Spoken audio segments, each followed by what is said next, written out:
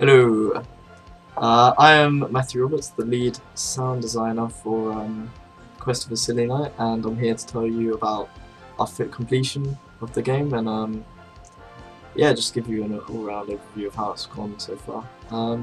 Yeah, so to start off, we finally finished it, got rid of most of the bugs from playtesting from what people were saying, and we had an overall resounding, quite good feedback from people that have been playing the game, in the way that it was competitive, in the way that it had time as sort of a way to mark how well you were doing, and in the way that it's quite simple, so people can get into it straight away and have fun with it. Yeah, so that's the kind of feedback we received in that sort of department. I think the way that this game stands out is that it's so simple to pick up and play. It's classic platforming, so you can kind of understand it the second you jump in, that this does this, this does that. And yeah, we tried to keep sort of the just original aspects than when we started playing, or we started deciding what was going into the game and everything. We started to decide that most of those we'd keep in. For example, just the platforming side of things, jumping up and down. We kept the power-ups, so there's power-ups such as invincibility, which allow you to stop losing hearts, and also ones that recover hearts, which is also useful. Yeah, so we kept those in. We kept that as an ascending level difficulty, so that once you complete the first level, obviously it gets harder and harder. Yeah, and we just kept that sort of simplicity, because we didn't want it to be some sort of game where you have to sort of have a knowledge of it prior to it that's kind of muddled in your brain and you don't quite understand what's going on. It's just supposed to be a quick, simple game that you can get into instantly and sort of enjoy. Yeah, so from the feedback, we just decided that some of the stuff that they were saying we'd change a little bit. For example, the way that the character jumps and stuff.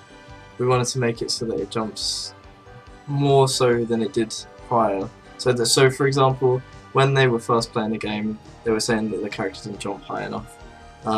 So to implement, or to make it easier for players, we wanted to make the character jump quite larger, so that you know, it was easier to do the platforming, and overall just make the game a little bit more easy for players that just walked into it. Besides that, the game's art design has gone very well. The backgrounds are looking quite good, and as you can see from the video, it's really quite well done, the art.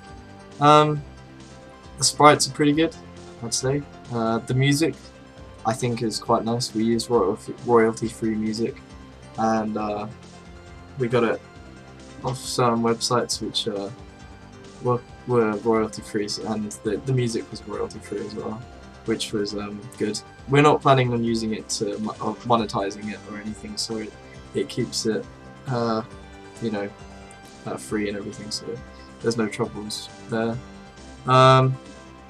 Yeah, I think the music definitely, since that was my department, it really feels like it should be in the game, and it really gives it some sort of life to it.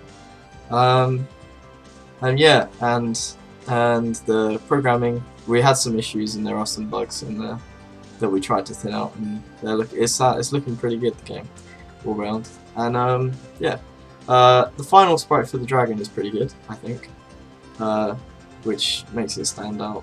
You know, like average platformers don't really have dragons in it, so it makes it pretty good. And I don't know, it just feels like a game that's quite complete, and I'm quite happy with. From where it's gone to where it is now, I feel like it's changed a lot, and the idea has changed for the better, I think. And yeah, I'm pretty happy with how it went. Thank you very much for listening to this and looking at the video, and I'll finally leave it off with a conclusion. I think that this game could have gone better from organisation, but in the end the game turned out pretty well in my eyes, and yeah. So thank you very much for listening, and yeah, thanks.